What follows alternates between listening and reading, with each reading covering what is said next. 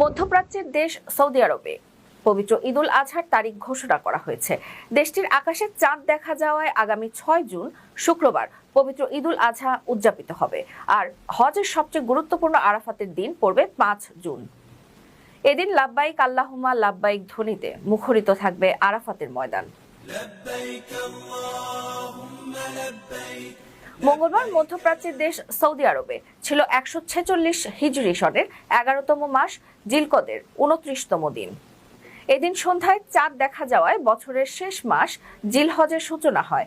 এই মাসে পবিত্র হজ ও ঈদুল আজহার মতো গুরুত্বপূর্ণ ইসলামী ইবাদত ও উৎসব পালিত হয়। ইংরেজি মাসের হিসেবে আগামী 6 জুন দেশটিতে ঈদ পালন করা হবে। সৌদি সরকারের পরিসংখ্যান অনুযায়ী আগামী মাসে হজ পালনের জন্য এখন পর্যন্ত প্রায় 10 লাখ বিদেশি তীর্থযাত্রী দেশটিতে পৌঁছে গেছেন, যার মধ্যে সিংহভাগই এসেছেন আকাশপথে। সীমান্ত ক্রসিং দিয়ে এসেছেন 35,000।